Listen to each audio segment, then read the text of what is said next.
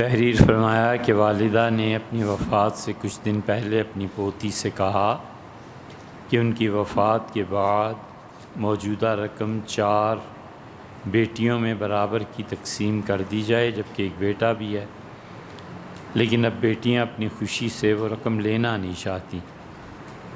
ان کا کہنا ہے کہ ضرورت نہیں ہے۔ کیا ایسی صورت میں بیٹا اس رقم کو کسی مقصد کے لیے استعمال کر سکتا ہے؟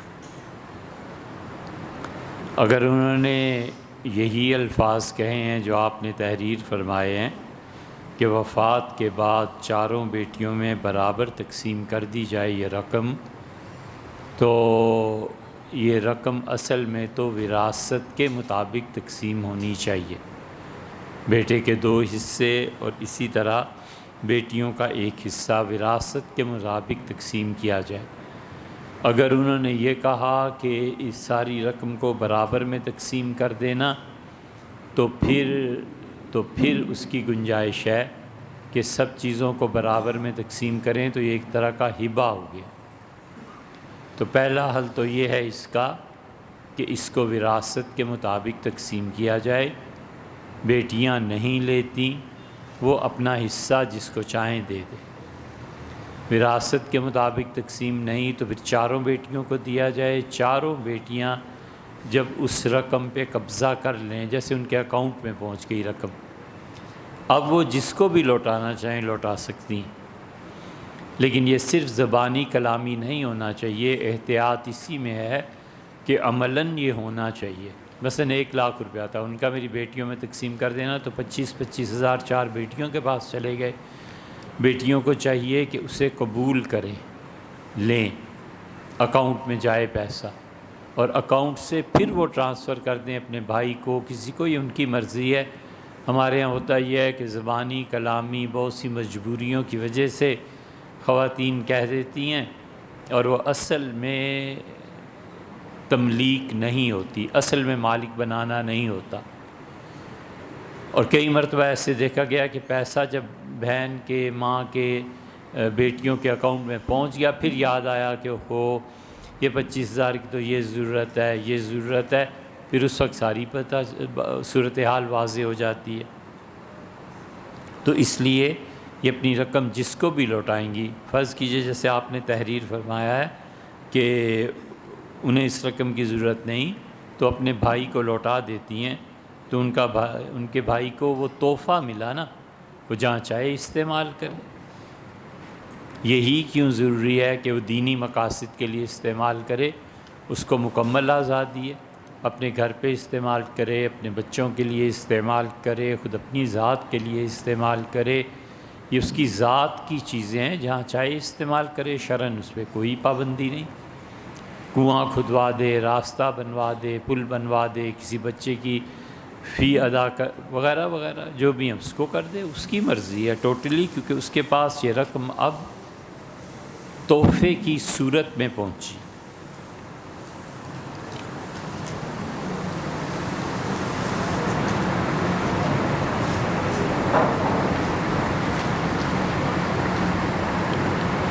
ایمان کی سب سے پہلی علامت کیا ہے کہ اگر وہ ختم ہو جائے تو پھر ایمان دل والا بھی نہ کہا جائے گا۔ اقرار باللسان، زبان سے اقرار کرنا، یہ اس کے اور اللہ کے درمیان ہے کہ وہ کلمہ طیبہ کو پڑھے اور اللہ کو گواہ بنائے اس بات پر جس کا وہ قائل ہے۔ یہی ہے اشہد ان لا الہ الا اللہ، میں قسم کھاتا ہوں، میں گواہی دیتا ہوں کہ اللہ کے علاوہ کوئی الہ نہیں ہے۔ سب سے پہلا درجہ تو یہ، اور اسی کا دوسرا حصہ یہ ہے کہ اگر اس سے تقاضا کیا جائے، کوئی کہے کہ ایمان کا آپ کس مذہب سے تعلق رکھتے ہیں، آپ بتائیں، تو اس موقع پہ اگر وہ تقاضا کرے کلمہ پڑھنے کا تو کلمہ پڑھنا چاہیے۔ یہ سب سے پہلا موقع ہے۔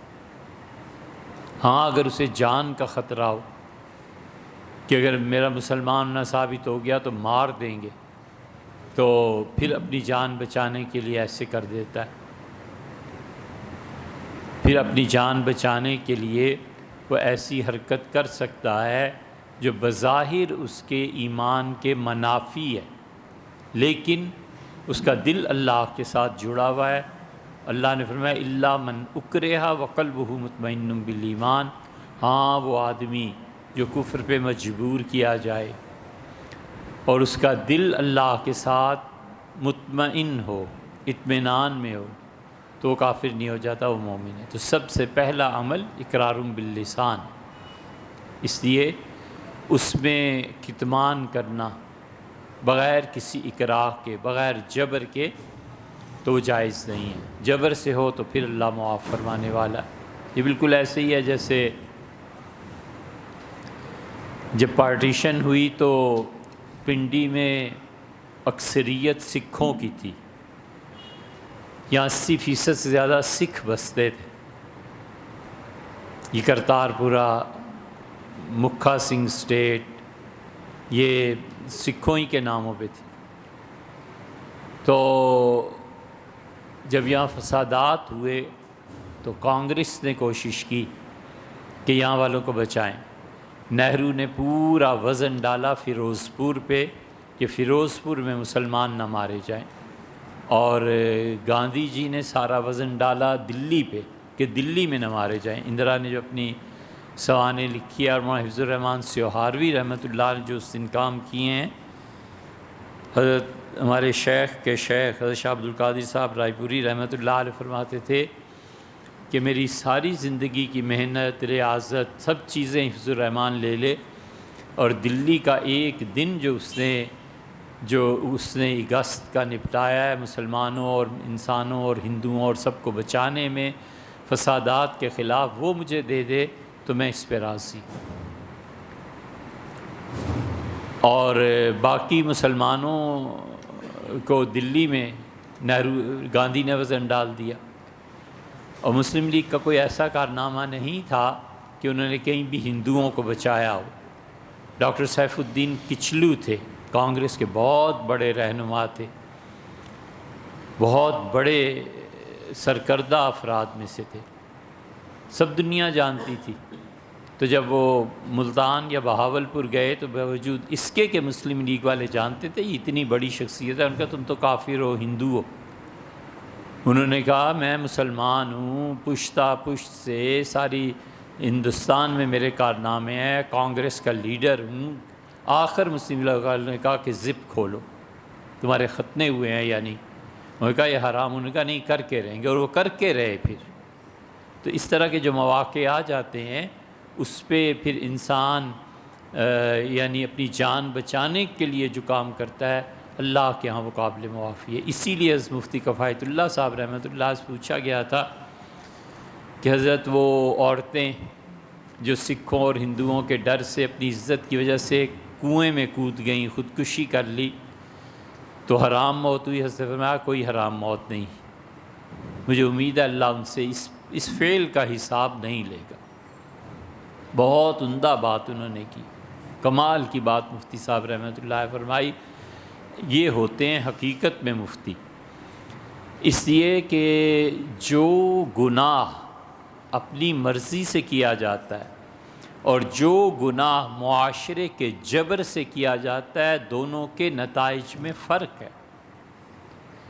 ایک آدمی اپنی خوشی سے کوئی کام کرتا ہے، مثلا چوری کرتا ہے، یقیناً اللہ کے یہاں پوچھ جائے گی، اور ایک آدمی چوری کرتا ہے اس لیے کہ گھر میں فاقہ ہے، تو یہ حالات کے جبر سے جو کچھ اس نے کیا، گناہ کیا، یہ حالات کے جبر کا گناہ، امید ہے اللہ کے یہاں ایسی سزا نہیں ملے گی۔ تو دونوں میں فرق ہوتا ہے۔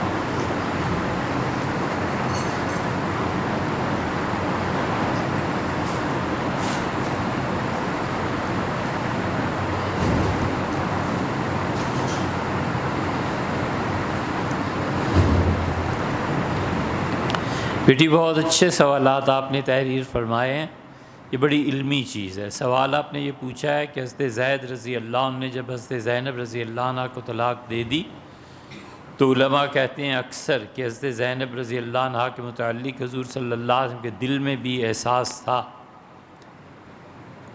اور قرآن کریم میں ہے کہ آپ ڈرتے ہیں لیکن اللہ نہیں ڈرتا۔ یہ مفہوم میں لکھ رہی ہوں، میرا دل نہیں مانتا کہ حضور صلی اللہ علیہ وسلم کے ذہن میں اپنی بہو کے لیے ایسے خیالات پیدا ہوتے ہوں، اس کی وضاحت کر دیں۔ امید ہے آپ میرا سوال سمجھ گئے ہوں گے۔ دیکھیں بیٹی، اس بیک گراؤنڈ کو دیکھیے جب یہ واقعہ پیش آیا۔ واقعہ یہ پیش آیا کہ اللہ تعالیٰ نے صرف اپنی توحید ہی پہ زور نہیں دیا، اگرچہ قرآن بھرا پڑا ہے خدا کی توحید سے۔ اللہ تعالیٰ نے اس قوم کی رسومات پر بھی تنقید فرمائی، بتایا کہ یہ غلط ہے، یہ غلط ہے، یہ رسم چھوڑ دو، یہ رسم چھوڑ دو۔ مثلاً سورہ انعام دیکھیں تو بہت وضاحت سے مل جائے گا۔ یہ عرب جو تھے ان کے مختلف تصورات تھے، اور ان تصورات پہ خدا نے شدید تنقید فرمائی ہے۔ مثلاً ان کا ایک ایسا ہی تصور جس پہ تنقید نہیں لیکن عربوں کے محاورے میں بولا جاتا تھا کہ فلاں شخص کو گنجا سانپ کاٹے گا۔ یہ گنجے سانپ کے کاٹنے کی اصطلاح خود حضرت رسالت مآب صلی اللہ علیہ وسلم نے بھی استعمال فرمائی ہے، کہا جو زکوٰۃ نہیں دے گا اسے گنجا سانپ کاٹے گا۔ گنجا سانپ کیا ہوتا تھا؟ جیسے دیہات میں، گاؤں میں، قوموں میں روایتیں مشہور ہوتی ہیں جس کی کوئی اصل نہیں ہوتی۔ وہ کہتے تھے کہ وہ سانپ جو 1000 سال تک جیے اور پھر اس کے سر پہ بال اگائیں، پھر اگلے 1000 سال جیے اور پھر اس کے بال گر جائیں، تو 2000 سال جس سانپ کی عمر ہو جائے اسے گنجا سانپ کہتے ہیں۔ ظاہر ہے سب جھوٹ ہے، لیکن قوم میں ایک محاورہ چل پڑا سو چل پڑا۔ اسی طرح ان عربوں کی رسومات تھیں کہ اس جانور کا دودھ عورتیں نہیں پئیں گی، اس جانور کا دودھ مرد نہیں پئیں گے، اس طرح جانور حلال ہے۔ اللہ نے فرمایا کہ کل اللہ، تم اللہ پر حکم باندھتے ہو، ذکرین، اور جو مرد ہیں ان کے لیے امل انثیین، یا عورتوں کے لیے یہ جانور حلال ہیں یہ جانور حرام ہیں۔ تفترون علی اللہ الکذب، تم اللہ پر جھوٹ تہمت باندھتے ہو، تم کہتے ہو اللہ نے یہ حکم دیا۔ عربوں کے ان رسومات کو توڑنا تھا، ان بدعات کو رد کرنا تھا اللہ نے۔ ان کا مشہور تھا کہ غلہ جب بھی آئے تو 2 حصے کرو، ایک حصہ بتوں کے لیے، ایک اپنے لیے، ایک اللہ، 3 حصے کر دو، ایک اپنے لیے، ایک اللہ کے لیے، ایک بتوں کے لیے۔ تو وہ کہتے تھے کہ اگر خدا کا حصہ کم ہو جائے تو کوئی پرواہ نہیں، بتوں کا حصہ کم نہیں ہونا چاہیے۔ اللہ تعالیٰ نے اس پہ شدید نکیر فرمائی، اور اللہ نے کہا کہ تم اللہ کے حق کو مارتے ہو۔ ایک جگہ اسی طرح کی اور چیزوں کی تقسیم میں فرمایا ہے تلک اذن قسمۃ ضیزیٰ، یہ بہت ہی بھونڈی تقسیم ہے، بہت ہی بری تقسیم ہے۔ ان عربوں میں اسی طرح یہ چیزیں چلی ہوئی تھیں۔ ان میں سے ایک یہ تھا کہ یہ اپنے منہ بولے بیٹے کو اپنے اصل بیٹے سے زیادہ ترجیح دیتے تھے۔ منہ بولا بیٹا وراثت میں حصہ پاتا تھا، اصل بیٹا نہیں پاتا تھا، اور منہ بولا بیٹا اس کی بیوی اپنی حقیقی بہو سے زیادہ اسے قریب سمجھتے تھے، اور بہو جو منہ بولی ہے، جو حقیقی نہیں ہے، اس سے شادی کرنا ان کے نزدیک تو قتل و غارت گری تھا۔ بیت اللہ کو توڑ کر دوبارہ تعمیر کرنا ان کے نزدیک روا ہی نہیں تھا۔ 20 جاہلیت کی رسوم میں گھرے ہوئے تھے۔ اللہ ان رسومات کو توڑنا چاہتے تھے۔ بلوغ العرب آلوسی نے کتاب لکھی ہے، جو صاحب روح المعانی رحمۃ اللہ ان کے پوتے آلوسی نے لکھی ہے، بڑی زبردست کتاب، پڑھنے کے قابل۔ انہوں نے ان سب عربوں کی چیزیں بتائی ہیں کہ یہ کیا کیا کرتوت کرتے تھے۔ اب جب مکہ مکرمہ کی فتح سے پہلے مدینہ منورہ میں حضور اقدس صلی اللہ علیہ وسلم کی حکومت قائم ہو گئی، خلافت بعد میں جو جس بنیاد پہ بنی ہے، تو اللہ تعالیٰ نے یہ چاہا کہ ان رسومات پر ضرب لگائی جائے۔ اللہ تعالیٰ نے فرمایا کہ ما جعل اللہ نے ایسے نہیں کیا کہ قلبین فی جوفہ، کسی آدمی کے سینے میں دو دل پیدا کر دیے ہوں، اور یہ بھی نہیں ہوا، اللہ نے ایسے نہیں کیا کہ منہ بولے بیٹے کو حقیقی بیٹا قرار دیا جائے۔ ہوا یہ کہ ام المومنین حضرت خدیجہ رضی اللہ عنہا کی جب شادی کا موقع آیا تو انہوں نے اپنے پھوپھی زاد بھائی حضرت حکیم ابن حزام رضی اللہ عنہ سے کہا کہ میں اپنے شوہر کو محمد صلی اللہ علیہ وسلم کو کوئی تحفہ دینا چاہتی ہوں۔ وہ گئے مارکیٹ میں اور ایک بچے کو خریدا جو یمنی تھا اصل میں، اور ڈاکوؤں نے آ کے یہاں پر فروخت کر دیا تھا۔ وہ تھے حضرت زید رضی اللہ عنہ۔ زید کو پیش کیا ام المومنین رضی اللہ عنہا نے کہ میری طرف سے تحفہ ہے، یہ بچہ آپ کی خدمت کرے گا، آپ رکھیں۔ تو مشہور یہ ہو گیا کہ زید ابن محمد ہیں، یہ پورے عرب یہی کہتے تھے۔ حضرت زید رضی اللہ عنہ سے خود حضور صلی اللہ علیہ وسلم کو اتنی محبت تھی کہ زید کی شہادت پہ بے اختیار پھوٹ پھوٹ کے روئے، اور زید کے بیٹے اسامہ سے بھی ایسی محبت تھی۔ حضرت عائشہ رضی اللہ عنہ کہتی ہیں اگر خلافت مشورے میں نہ آ جاتی تو رسول اللہ صلی اللہ علیہ وسلم اسامہ کو اپنے بعد خلیفہ مقرر کرتے۔ اسامہ سے رسول اللہ صلی اللہ علیہ وسلم کی مثالی محبت۔ اسامہ کہتے ہیں میں لشکر پہ میں جب مدینہ منورہ سے تھوڑے فاصلے پہ گئے تو معلوم ہوا کہ آپ انتقال فرما، تو ہم واپس آئے تو میں نے دیکھا حضور صلی اللہ علیہ وسلم بہت کمزوری آ چکی تھی، تو میں نے رسول اللہ صلی اللہ علیہ وسلم کے دونوں ہاتھوں کو ان کے جسم مبارک پہ رکھ دیا۔ انہوں نے محبت سے اپنے دونوں ہاتھ میرے ہاتھوں پہ رکھ دی اور منہ میں کچھ فرماتے رہے، میں سمجھ گیا کہ میرے لیے دعا کر۔ آخری جھنڈا رسول اللہ صلی اللہ علیہ وسلم نے اسامہ کے لیے باندھا تھا۔ زید سے محبت بہت زیادہ تھی۔ اب ادھر رشتہ تھا رسول اللہ صلی اللہ علیہ وسلم کی پھوپھی زاد بہن حضرت زینب کا، اور زینب کی شادی ہونی تھی، تو خود اس رشتے کو رسول اللہ صلی اللہ علیہ وسلم نے پسند کیا، زینب نہیں مانی۔ اب زید کی شادی میں زینب ظاہر ہے کہ وہ یمن سے آئے ہوئے مارکیٹ میں بکے ہوئے، اور زید ابن محمد کہتے تھے، حقیقت تو سب جانتے تھے، اور ادھر حضرت زینب رضی اللہ عنہ عبد المطلب کی پوتی، نواسی، سارے رشتے ان کے۔ تو حضور اقدس صلی اللہ علیہ وسلم نے یہ شادی کروا دی۔ جب شادی ہو گئی تو پہلے زید رضی اللہ عنہ مانتے تھے، اب ان کا دل پھر گیا۔ جب دل پھر گیا تو انہوں نے آ کے کہا کہ اللہ کے رسول میں زینب کو طلاق دینا چاہتا ہوں۔ حضور صلی اللہ علیہ وسلم نے اس موقع پہ جو کچھ کہا ہے اسے اردو محاورے میں تعبیر کریں تو پاؤں تلے سے زمین نکل گئی۔ اتق اللہ، اللہ سے ڈر زید، میں نے پورے خاندان کو ایک طرف کر کے یہ رشتہ لیا ہے اپنی پھوپھی کی بیٹی کا، تم کیا کہہ رہے ہو؟ زید رضی اللہ عنہ نے اصرار کیا کہ اللہ کے رسول میں نہیں رہ سکتا زینب کے ساتھ۔ اب یہ منہ بولا بیٹا حقیقی بیٹے سے زیادہ تھا، ادھر بہن تھی پھوپھی زاد زینب۔ حضور صلی اللہ علیہ وسلم اس سوچ میں نہیں پڑ گئے کہ زینب سے شادی با ایمانہ جو آپ نے بیٹی تحریر فرمایا یہ نہیں ہے، بلکہ سوچ یہ تھی کہ زینب سے شادی کون کرے گا؟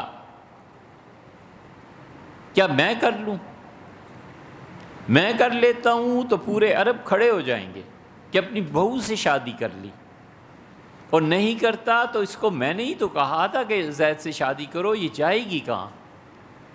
یہ بات تھی، اس میں کسی جنس کا خواہش کا جو آپ تحریر فرما رہی ہیں اس کا کوئی اثر نہیں تھا، بلکہ مسئلہ خاندانی درپیش تھا کہ اس پھوپھی زاد بہن کی شادی کہاں ہوگی۔ حضور اقدس صلی اللہ علیہ وسلم نے حضرت زید رضی اللہ عنہ کو اجازت دے دی، طلاق ہو، اب طلاق کے بعد یہ مسئلہ ہے کہ زینب رضی اللہ عنہ کی شادی کہاں کی جائے گی۔ حضور صلی اللہ علیہ وسلم کے ذہن میں یہ تھا کہ اب اس کی تلافی یہی ہو سکتی ہے، میں نے اتنے بڑے اپنے خاندان کی بچی ایک غلام رضی اللہ عنہ سے بیاہ دی، اب اس کی تلافی یہی ہو سکتی ہے کہ میں ان سے شادی کر لوں، وگرنہ یہ جو چیز ہے نا یہ بہت تکلیف دہ بن جائے گی، اور زینب کی شادی کا کیا بنے گا۔ حضور صلی اللہ علیہ وسلم نے کچھ نہیں کہا اس سے زیادہ، اور ایک دن وحی نازل ہوئی اور اللہ نے فرمایا فلما قضا زید منہا، جب زید اپنی خواہشات ان سے پوری کر چکے، زوجنا کہا میں نے آپ کا نکاح زینب رضی اللہ عنہ سے کر دیا۔ اسی لیے سے زینب رضی اللہ عنہ کہتی تھیں کہ تم سب بیویوں کا نکاح دنیا میں ہوا ہے، میرا نکاح تو عرش والے نے پڑھایا ہے۔ اللہ نے کہا زوجنا کہا ہم نے آپ کی شادی کر دی، لکی لا یکون للمؤمنین، تاکہ آپ کے بعد اگر کبھی ایسا واقعہ آپ کی امت میں پیش آ جاتا ہے اور اپنے منہ بولے بیٹے کی بیوی سے شادی کرنی پڑتی ہے تو کوئی پابندی نہ رہے۔ اور زید ابن محمد کا دوسرا مسئلہ کر دیا، اللہ نے کہا کہ بیٹا اسی کا ہے جس سے وہ پیدا ہوا ہے، یہ ٹھیک نہیں ہے کہ تم کسی بھی آدمی کو اس کے اصل نسب کے علاوہ پکارو۔ ما کان محمد نبا احد من رجالکم، محمد صلی اللہ علیہ وسلم تم میں سے کسی کے باپ نہیں ہے، کسی لڑکے کے۔ تو جب یہ آیت نازل ہوئی تو کل تک جو کہہ رہے تھے زید ابن محمد، آج وہ مجبور ہوئے کہ زید رضی اللہ عنہ کے اصل والد حارثہ کا نام لیں۔ زید رضی اللہ عنہ کے لیے یہ بہت بڑا شوق تھا، دکھ تھا، غم تھا کہ کہاں میں حضور صلی اللہ علیہ وسلم کا بیٹا کہا جاتا تھا اور کہاں میرے اصل والد یمنی، ان کے ساتھ میری نسبت جوڑی جا رہی ہے۔ اللہ نے اس کی تلافی کر دی، ان کا دل رکھا، اور زید رضی اللہ عنہ کا شرف ہے کہ خدا نے صرف اور صرف اپنی کتاب میں صحابہ رضی اللہ عنہ سے ایک کا نام لیا ہے، اور زید کا فلما قضا زید منہا، جب زید اپنی خواہش پوری کر چکے، زید کا نام قیامت تک لوگ پڑھیں گے اور قیامت تک لوگوں کو ہر حرف کے بدلے 10 نیکیوں کا ثواب ملے گا۔ وہ جو تلافی کرنی تھی وہ ادھر سے ہو گئی، تو اس سے حضور صلی اللہ علیہ وسلم کے ذہن میں ایسی کوئی بات نہیں تھی، خاندانی مسئلہ تھا، اور اس سے زینب رضی اللہ عنہ کے نکاح کا مسئلہ تھا۔ آپ نے اچھا سوال کیا اور آپ نے اچھی بات تحریر فرمائی۔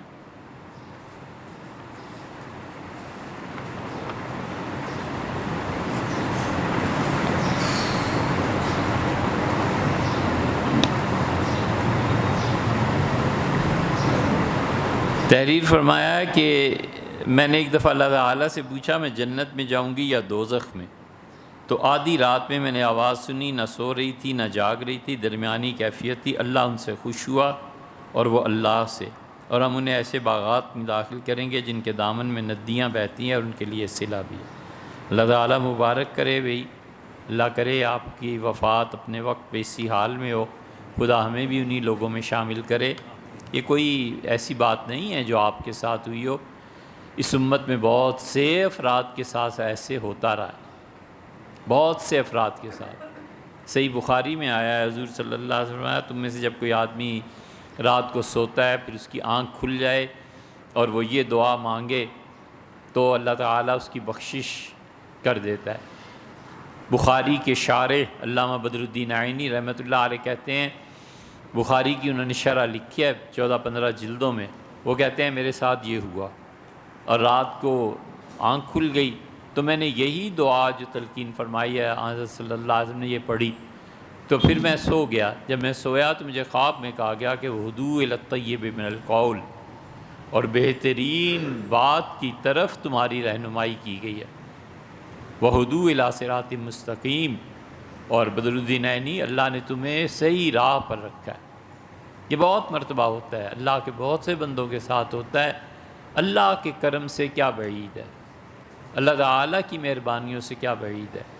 اللہ کی رحمت پہ بھروسہ کرنا چاہیے، اسی سے مانگنا چاہیے، اسی سے توقع رکھنی چاہیے۔ بہت احسانات فرمانے والا ہے، بہت بڑی بڑی چیزیں کتاب اللہ میں آپ دیکھیں، اللہ نے کہا ہم نے درگزر کیا، حتیٰ کہ ایک جگہ فرمایا ہے کہ ہم نے جن لوگوں کو نبوت دی تھی ان کو یہودیوں نے قتل کیا اور ہم نے درگزر کیا، ثم عموا وصموا، پھر وہ اندھے ہو گئے اور پھر وہ بہرے ہو گئے، دل مارے گئے ان کے۔ اللہ نے بتایا پھر عذاب کیا آیا۔ انبیاء علیہ السلام کے قتل کو، اتنی شدید چیز کو بھی جب کسی نے کلمہ پڑھا اور اللہ کی توحید کا اقرار کیا، اللہ نے فرمایا ہم نے معاف کر دی۔ ثم عموا وصموا، پھر دوبارہ وہ اندھے اور بہرے ہوئے، پھر خدا کی پکڑ آئی۔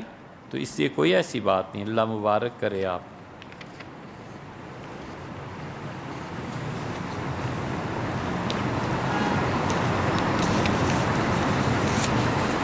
صحابہ رضی اللہ عنہ بھی ایسی چیزیں مل جائیں،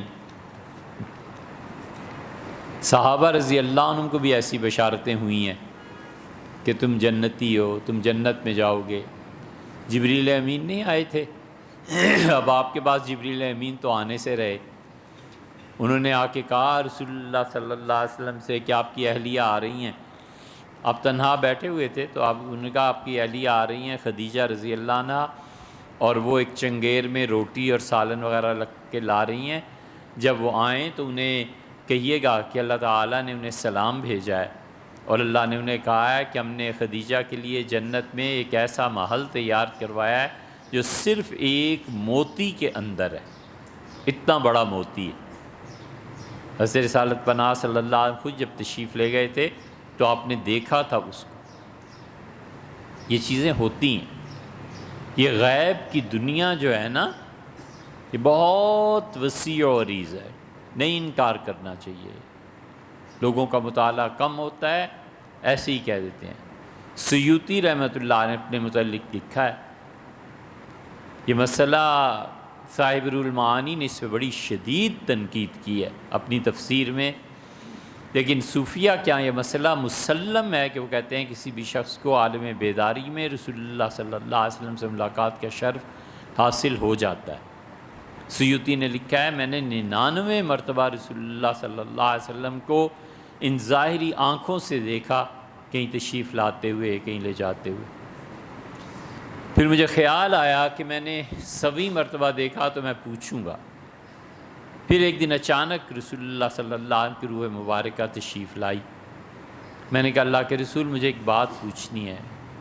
ارشاد فرمایا پوچھو۔ میں نے کہا میں جنتی ہوں یا جہنمی؟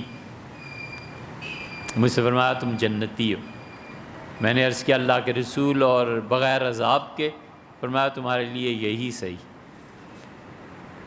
جواب یہ کمال کا ہے یہ نہیں کہا کہ ہاں یا ایسے ہوگا، فرمایا یہی صحیح۔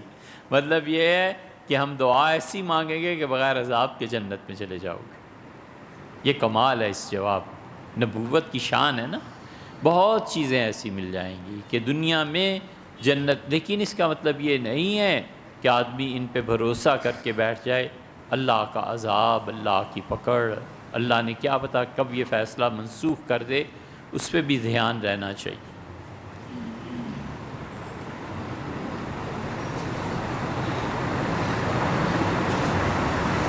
ماسک پہن کے نماز پڑھنا بالکل درست ہے بھائی، غلط بات ہے کہ نماز نہیں ہوتی۔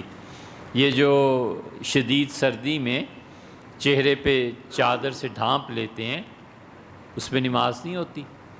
فقہا نے اسی لیے اس بحث میں لکھا ہے کہ ہونٹ جو ہیں یہ چادر سے باہر ہونے چاہیے تاکہ قرات پوری طرح ادا ہو سکے۔ یہ ایک تو اتنے مفتی بن گئے ہیں، اتنے مفتی بن گئے ہیں، اور شرعی مسائل میں ایسے دخل دیتے ہیں کہ انہیں ذرا خدا کا خوف نہیں ہے۔ اللہ نے فرمایا وَلَا تَقُولُوا لِمَا تَصِفُ أَلْسِنَتُكُمْ هَذَا حَلَالٌ وَهَذَا حَرَامٌ۔ لوگو اپنی زبان کو اتنا نہ کھول دینا کہ کہو ہذا حلال وہذا حرام، یہ حلال ہے اور یہ حرام۔ اللہ نے بتایا ہے کہ لگام دیں اپنی زبانوں اللہ کے معاملے میں۔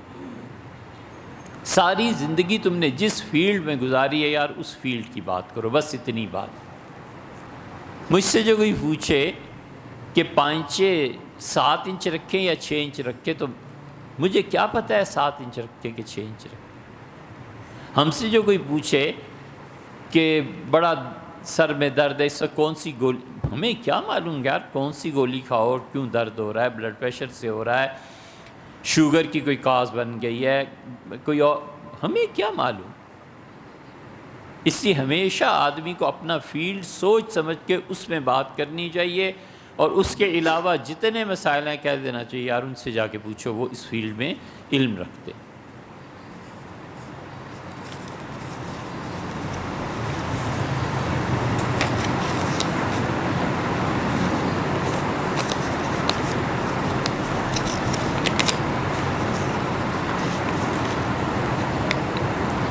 کسی بچے نے پوچھا تھا بگلا کیسے پکڑتے ہیں، سنا ہوگا۔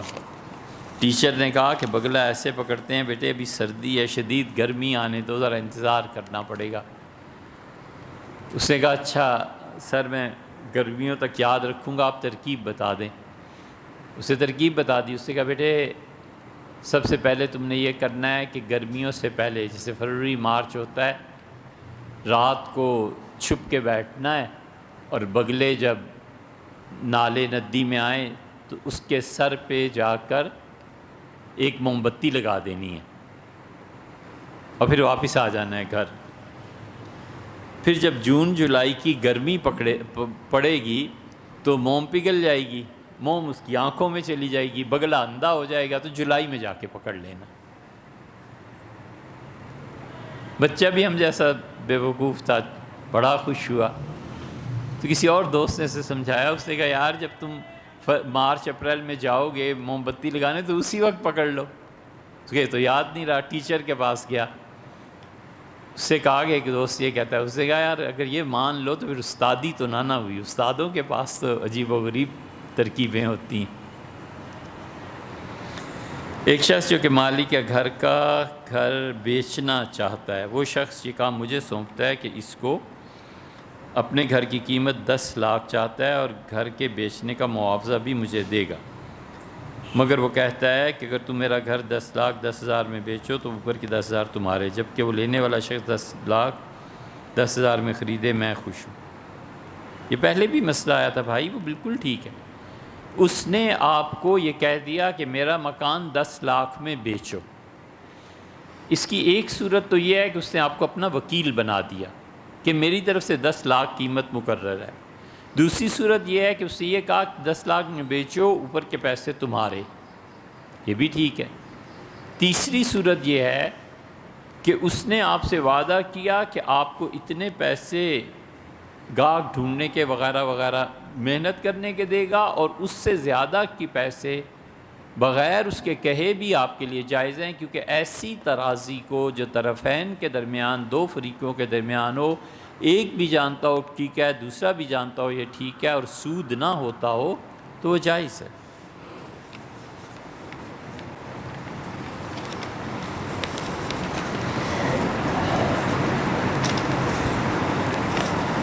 امام محمد رحمۃ اللہ علیہ کے ساتھ بھی یہ مسئلہ پیش آیا تھا۔ آپ نے بیٹی ایسی بات لکھی ہے کہ کیا کیا چیزیں یاد آتی ہیں۔ امام محمد رحمۃ اللہ علیہ کو خواب میں دیکھا تھا،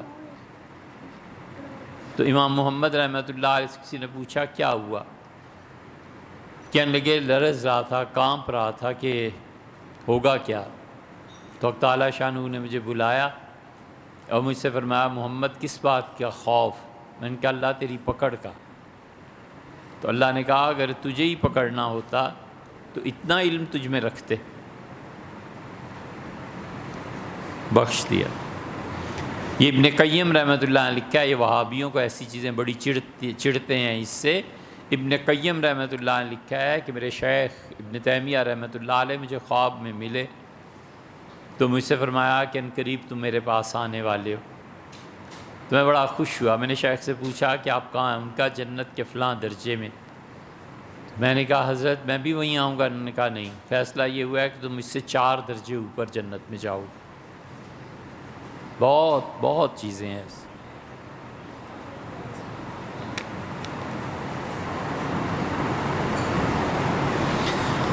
مرد اگر ٹخنوں سے شلوار نہ اٹھائے تو نماز درست ہے بھی، اس پہ ہم نے تفصیل سے بات کی تھی۔ وہ جو دیہاتی سے کہا تھا نا، حضور اقدس صلی اللہ علیہ وسلم نے بدر الدین عینی رحمۃ اللہ اس پہ لکھا ہے کہ یہ حدیث منسوخ ہے، یعنی پہلے پائی جاتی تھی، بعد میں یہ حکم منسوخ ہو گیا۔ حضور اقدس صلی اللہ علیہ وسلم کئی چیزوں کی اجازت عنایت فرماتے تھے، پھر منسوخ کر دیتے تھے، پہلے کینسل تھا پھر حکم دے دیتے تھے۔ مثلا آپ نے کہا کہ میں نے تمہیں منع کیا تھا اس سے کہ قبرستان نہ جایا کرو، اور وہ اس زمانے میں جب قبروں کی پرستی، فرمایا آپ جایا کرو، میں تم سب کو اجازت دیتا ہوں، فزوروها، قبروں کو دیکھا کرو، فإنها تذکرکم بالآخرہ، اس سے تمہیں اپنا مرنا آخرت یاد آئے گی۔ تو یہ حدیث جو ابو داؤد کی ہے، اس پہ غالباً ہم نے پہلے بھی جواب دیا تھا، یہ حدیث ہمارے نزدیک منسوخ ہے۔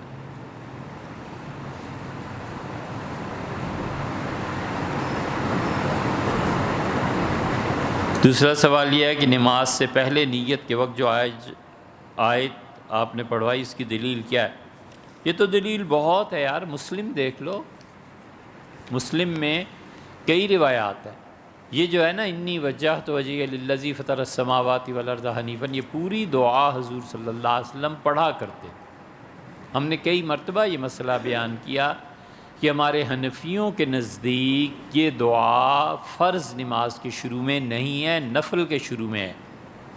وہ کہتے ہیں اسے پڑھنا چاہیے۔ شافیوں کے ہاں، مالکیوں کے ہاں، حنبلیوں کے ہاں، سب کے ہاں یہ پڑھتے۔ ہمارے نزدیک یہ دعا فرض کے لیے نہیں ہے، نفل کے لیے۔ ہم اس کو اس لیے پڑھاتے ہیں کہ لوگوں نے اس دعا کو بالکل فراموش کر دیا، لوگ پڑھتے ہی نہیں ہیں۔ اس میں جو حکمتیں، جو برکتیں ہیں، اس سے محروم رہتے ہیں۔ اس لیے ہم نے اسے شروع کیا کہ لوگ اس کو بار بار سننے سے اس کو یاد ہو جائے۔ ہم کیوں نماز میں آخری 10 صورتوں میں سے کوئی صورت پڑھتے ہیں؟ اس کی بھی وجہ اور حکمت یہی ہے کہ قل هو اللہ کے علاوہ بھی پبلک کو صورتیں یاد نہیں ہوتی، بار بار جب جمعہ کی نماز میں سنیں گے ان صورتوں کو تو یاد ہو جائیں گی۔ یہ ہے وجہ۔ مسلم کی روایت میں سیدنا علی رضی اللہ عنہ کی روایت دیکھیے گا، یہ تو مختصر ہے، حضور صلی اللہ علیہ وسلم بڑی طویل دعا انہیں سکھائی تھی، صحابہ رضی اللہ عنہ پڑھا کرتے تھے۔ نسائی میں بھی دیکھ لیجئے، وہاں بھی یہ حدیث مل جائے گی، ابن ماجہ میں بھی مل جائے گی۔